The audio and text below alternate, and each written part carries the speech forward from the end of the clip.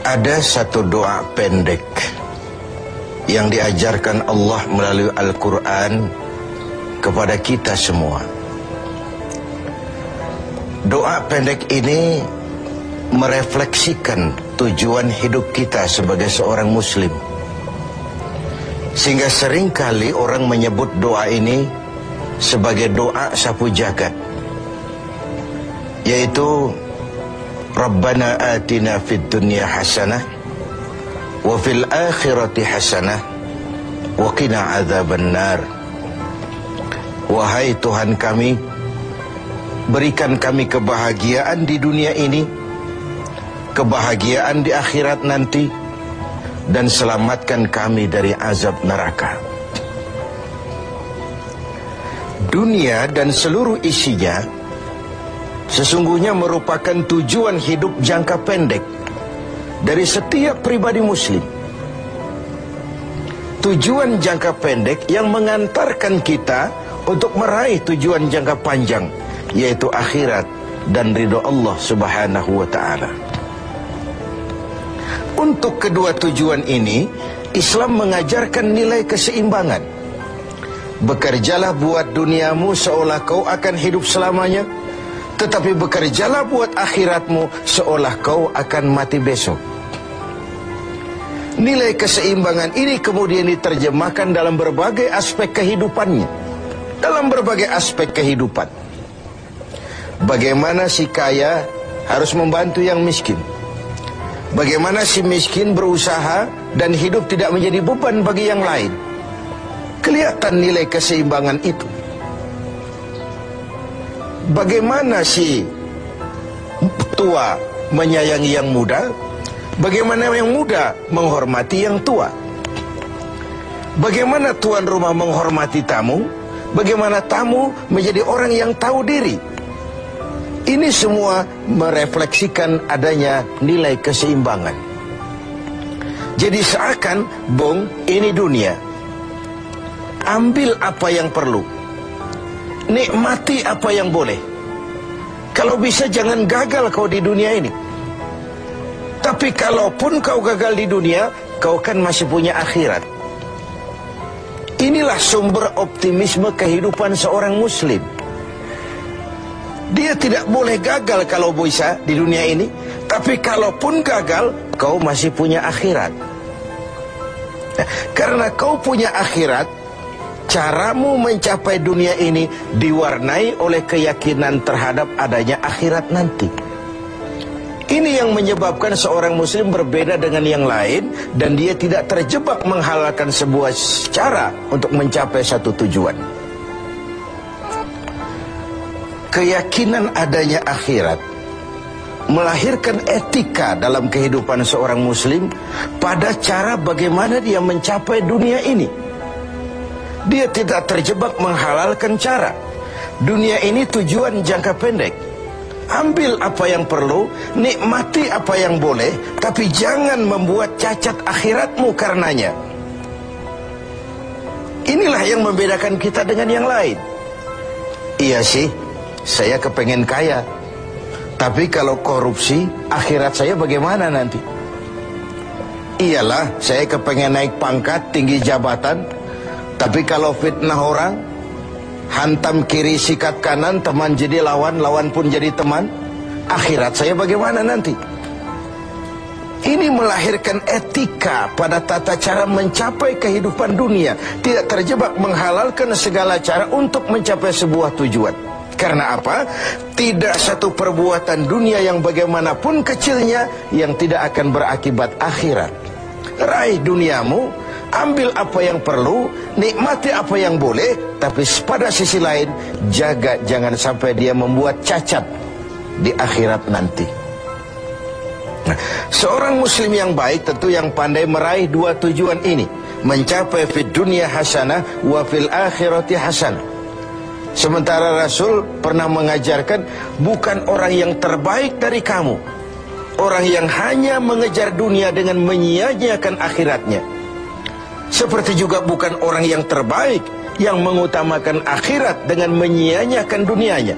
Tapi orang yang terbaik man jama'akuma, orang yang pandai mengcombine antara keperluan dunia dan kepentingan akhirat nanti. Nah, untuk mencapai tujuan ini, tujuan dunia sebagai tujuan jangka pendek bisa dicapai dengan ilmu, dengan sains, dengan pengalaman, dengan nasib. Makin banyak ilmu, makin mudah meraih dunia. Makin syarat kita dengan pengalaman, makin mudah meraih dunia.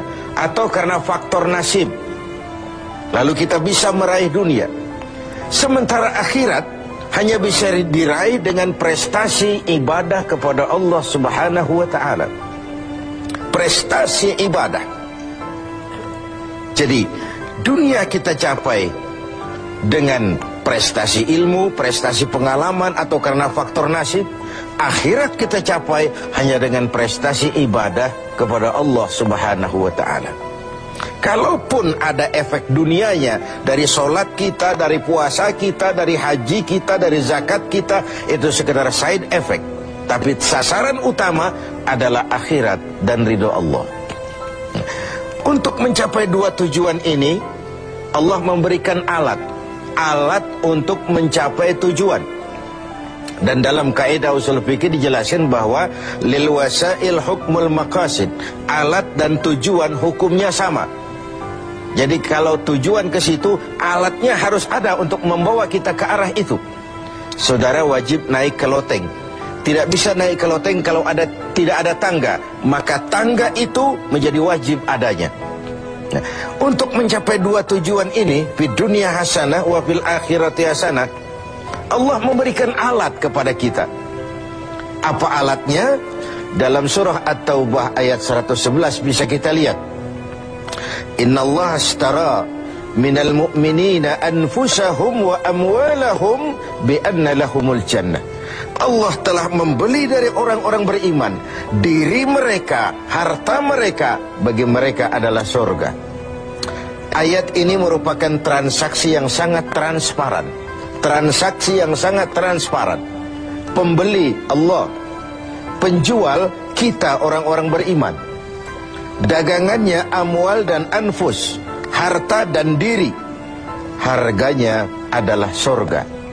Sekali harta dan diri sudah kita jual kepada Allah, tentu tidak akan kita jual lagi kepada yang lain. Jadi dengan kata lain, harta itu apa? Semua bentuk materi yang kita kuasai. Uang, tanah, kebun, pabrik, dan sebagainya. Lalu yang dimaksud dengan anfus, diri itu apa? Semua kekayaan yang ada dalam pribadi kita. Konsep, pikiran, ide, wewenang, jabatan, kemampuan, skill, itu semua anfus. Untuk tujuan jangka pendek, harta dan diri harus jadi rahmah bagi lingkungan. Untuk tujuan jangka panjang, harta dan diri harus menunjang jalan menuju ridho Allah Subhanahu wa ta'ala. Itulah jalan kalau kita ingin mencapai fid dunya hasanah wa fil akhirati hasanah. Dengan kata lain, yang alat itu, jadikan dia sebagai alat. Jangan dia dijadikan tujuan. Sekali alat kita jadikan tujuan, maka kita akan kehilangan tujuan yang sebenarnya. Begitulah sang waktu sering menggeser alat menjadi tujuan. Tujuan kita adalah kekuasaan. Tujuan kita adalah kekayaan. Tujuan kita adalah popularitas. Tujuan kita adalah menghimpun segala macam kekuatan. Padahal itu cuma sekadar alat untuk mencapai fid dunya hasanah wa fil akhirati hasanah. Kalau alat kita jadikan tujuan, kita akan kehilangan tujuan yang sebenarnya. Dan akhirnya kita akan terjerat kepada fata morgana. Kita sangka itulah tujuan itu. Kita sangka kita sudah sampai kepada titik yang kita tuju, padahal cuma pandangan yang menipu saja. Akhirnya kita terjerat dalam arus siklus yang berkali-kali diperingatkan oleh Al-Quran. Alhaakumut takatsur. Kamu telah celaka lantaran berlomba-lomba menjadikan alat sebagai tujuan. Berlomba-lomba menjadikan alat sebagai tujuan. Karena itu, gunakanlah alat sebagai alat untuk mencapai tujuan, dan bukan malah alat yang dijadikan tujuan. Berapa banyak pun harta kita miliki, dia cuma alat. Setinggi apapun kedudukan yang kita capai, dia cuma alat. Sebanyak apapun ilmu pengetahuan yang kita kuasai, dia cuma sekedar alat untuk mencapai fid dunya hasanah wa fil akhirati hasanah. Dengan puasa Ramadan kita harapkan menjadi laboratorium rohani yang membina nilai-nilai keseimbangan.